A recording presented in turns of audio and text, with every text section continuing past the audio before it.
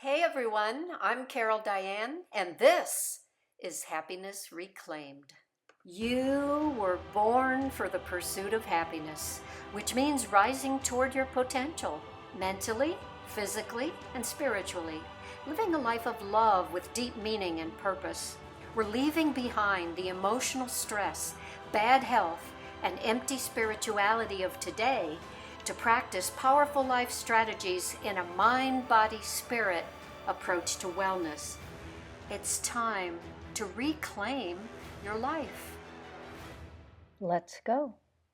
Today is an extra important podcast because we're finishing the powerful life strategies. I think I might stop at 10. I have no plans to do any more, but we'll see. Never say never. But also, we're going to talk about what's coming next. So let's take a moment to review where we've been and where we're going. Of course, the whole idea behind Happiness Reclaimed is to help everyone here in America reclaim their pursuit of happiness, which, as you know, I define as rising toward your potential mentally, physically, and spiritually, living a life of love with deep meaning and purpose, being the best you can be. That means the best you can be for other people as well as yourself. That is a pretty good way to find happiness or joy or whatever term you prefer. It is a good recipe for a life lived well. So that's what we've been doing, and that's why I started with some powerful life strategies, because I know from all of my experience in teaching and my own life experience that a great way to create change when we're ready for change is to start simple, small, and doable. Something that will give us instant change to get us excited and get us moving forward. That's the idea behind these first 10 powerful life strategies. But where we're going next is to have podcasts that broaden out into a whole variety of formats. I hope to do interviews, and that would be either interviewing someone with expertise to share or interviewing someone who has a story of overcoming adversity. And so those are two examples of interviews I hope to be doing in the near future. And then, of course, we'll have plenty of podcasts where we're just relaying up-to-date information that expands on this whole idea of mind, body, spirit wellness. So today, our 10th and final powerful life strategy is live by principles. And as you can imagine, there are so many different principles in life. We couldn't begin to list them all when you count every little thing we've learned in life or things that we still want to get better at. What I'm going to do is I'm just going to cover 3 or 4 really super important sub principles that come underneath the category of live by principles. And I hope to make this a really fascinating podcast for you, because I'm going to be talking about ways in which the failure to do this causes tremendous harm, tremendous tragedy, and even evil. And so I hope that the examples I share will open your eyes and help you realize just how important this is, because I think the natural tendency is to think, oh, the phrase live by principles. Yeah, that would be nice. That sounds so high and mighty. That sounds pie in the sky. I'll get to that. Right now, I'm busy trying to keep my head above water. And, that sounds like you're asking me to work on being more perfectionistic, and I'm just not there right now.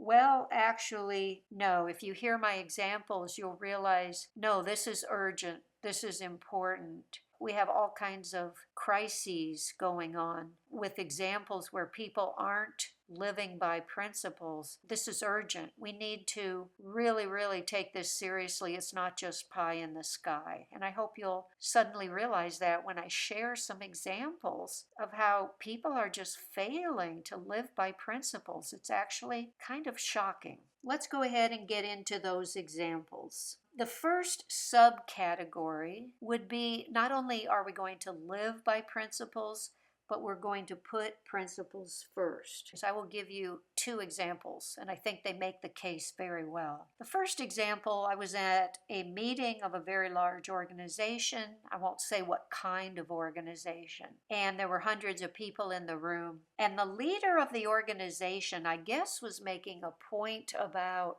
the value of loyalty or the value of long-term relationships where you have built up trust with someone. I was just shocked when this particular statement came out of his mouth, and the people I was with were also shocked. And when he said this, we all just kind of looked at each other with our mouths wide open because we couldn't believe what we were hearing. He actually said that if someone came to him, and this particular long-term friend of his who's also on staff, he referred to the person by first name, and I assume this was someone he had, a multi-decade relationship with and felt that he knew this person really well. He said if someone came to him and accused this man of sexually abusing children, he wouldn't believe it because he knows him so well. And so you can imagine why, I hope you can imagine why we looked at each other and our mouths just fell open. We were horrified because, first of all, remember, one of our major principles that we're always returning back to is the concept of humility. He's not God. He doesn't know everything there is to know about that person. I don't care how long he's known that person. I don't think he's been with him every single moment of his life and observed every bit of his behavior. And after all, this leader who was speaking is a fallible human being, and he might have been fooled. He might have misjudged this person. So the correct answer in that situation is to be concerned and to investigate fairly and honestly. So that was the first example where someone was not living by principles at all. Now, maybe they thought they were living by the principle of loyalty, but that was a misguided principle.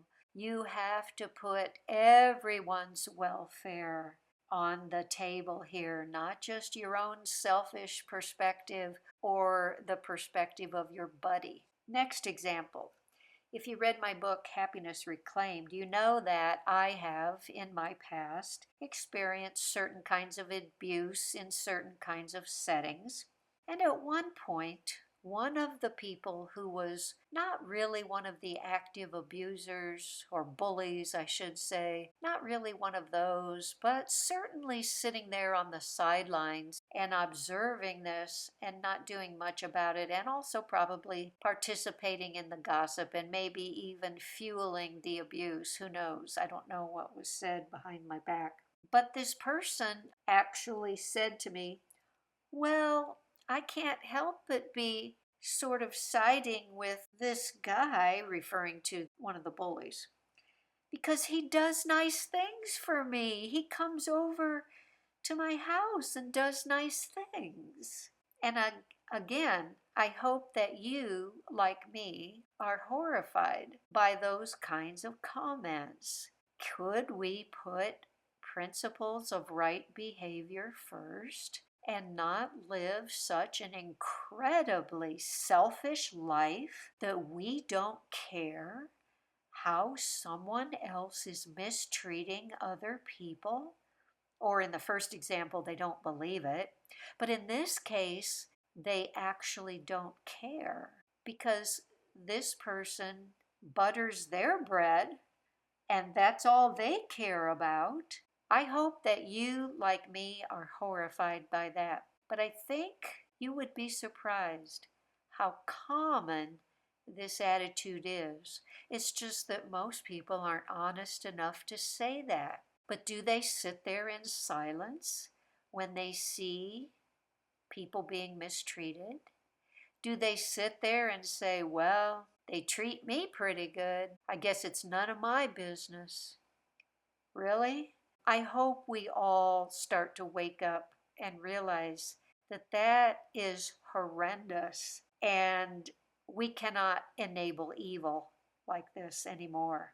And we cannot turn a blind eye based on some kind of misguided loyalty or selfishness. Please, if you have ever been guilty of that, please repent of that now.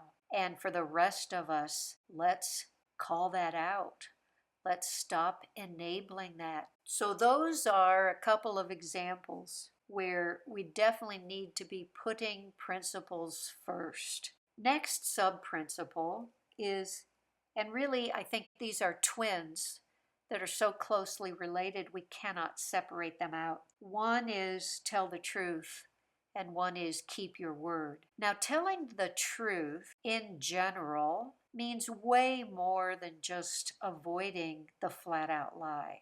It means not even telling the little white lie. It means truly being honest. So even the example people tend to use where the friend says, "Does this dress make me look fat?" Well, we could find a diplomatic way to say, "I would love to see you get something that has an even better fit."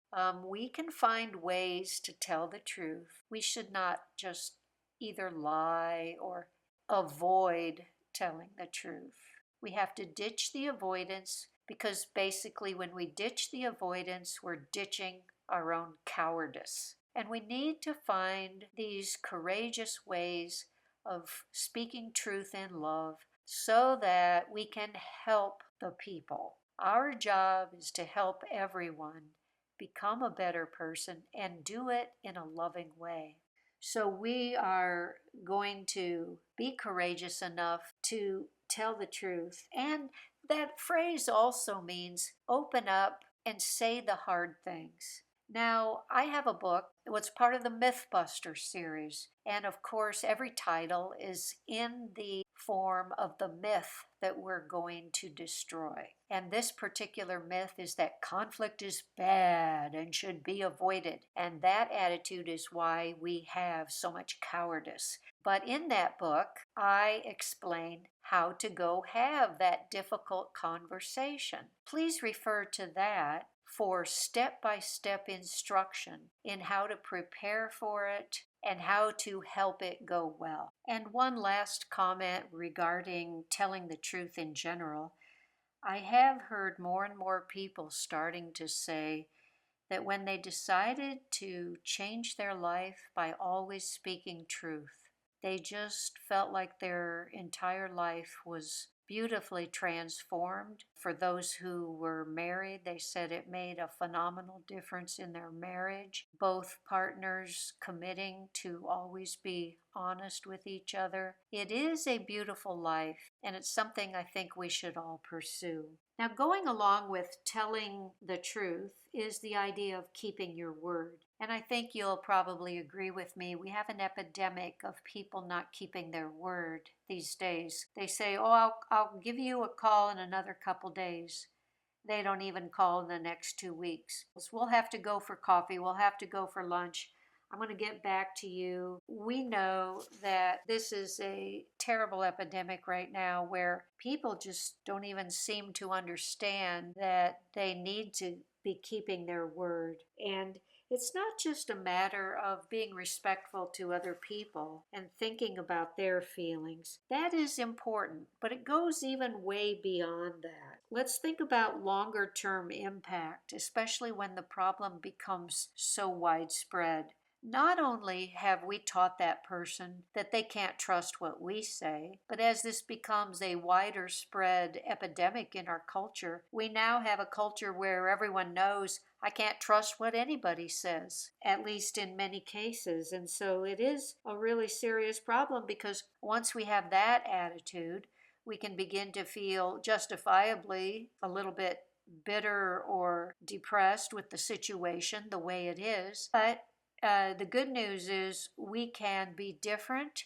and we can ask other people to be different. So we don't have to feel bitter or depressed. that does happen, but we don't have to settle for that. We can start to change this culture, and that is one of the main ideas of Happiness Reclaimed, that we can start to say, no, we're not putting up with this anymore, whatever this happens to be. The other problem, too, which everyone should be aware of, is not only, though, have we created this epidemic where we are disappointing and discouraging other people, but we have created a situation where our own dishonesty, our own failure to keep our word will come back to bite us. There will come a time when we have to be able to trust our own word. Let's say, for example, you have a terrible disease and you are trying to convince yourself, I can heal from this. Well, if you've spent your life never keeping your word, never meaning what you say, don't you think part of your brain is going to say,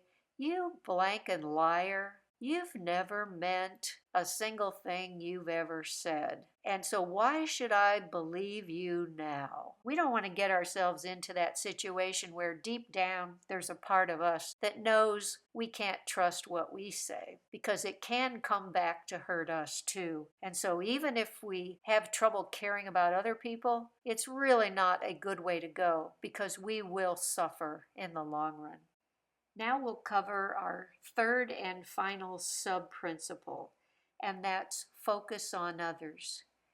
You probably realize that we've already been doing that to a great degree because as we've talked about the other sub-principles, we are very focused on the feelings of the other people and their needs and how they should be treated well.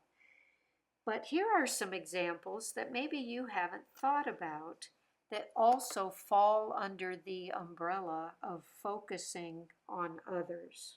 First example I want to share. Start observing group discussions and notice that people, in many cases, are treating the discussion in a totally self-centered way. They wait for somebody else to finish their comment so they can jump in and make their comment. They don't think at all about what that person just said. They don't try to build that person up. They don't try to express appreciation or tag on to what they said. Well, thank you for bringing that up. That makes me think of this other idea that goes with that. Or in any way, kind of form a collaboration.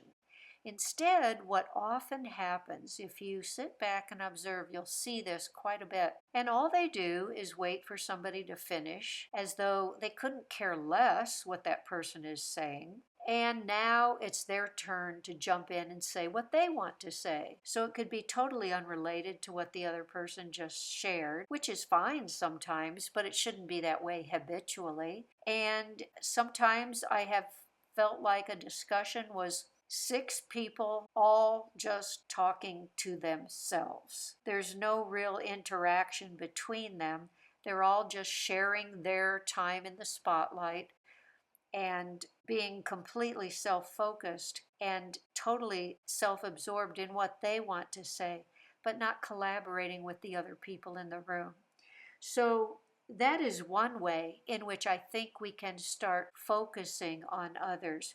We can truly respond to what the previous person just said. We can express appreciation, or maybe we can ask a follow-up question, and then we can let everyone know we have a separate point that we want to raise. But we can be more collaborative, and we can create a partnership in these group discussions. So that's one way in which focusing on others could take place in a way that maybe you hadn't thought of. Another example that might really surprise you is I would like to suggest to you that focusing on others is a beautiful solution to the problem of shyness. So many people have a problem with shyness. They may not call it that. They might just say they're uncomfortable talking with people, especially if they don't know the person really well. I'm going to say something that might sound a little harsh, but I think it'll set a lot of people free. If you in any way feel a social phobia or a shyness, any kind of what you would call social anxiety, it doesn't matter what you're calling it, If you feel the least bit uncomfortable in any way, I have a solution for you. Focus on helping others feel good. Focus on being a good listener for them. Focus on helping them feel heard and understood. Focus on making them feel welcome. Depends on the situation as far as what they might need. But look at them. Focus on them and think about what do they need. Your job is no longer to be obsessed with what other people think of you. Instead, you're going to focus your brain on other people and how they're feeling and ask yourself, what can I do to help them feel better? What can I do to help them feel comfortable?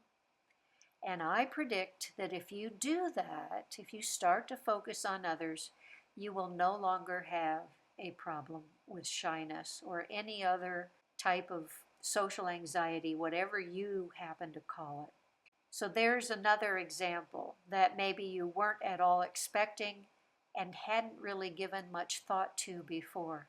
But again, it's something that could radically transform someone's life. And that's what we're all about here. So I think we'll stop there for today. And you can be asking yourself, what principles do I want to start living by? Which ones do I want to target first?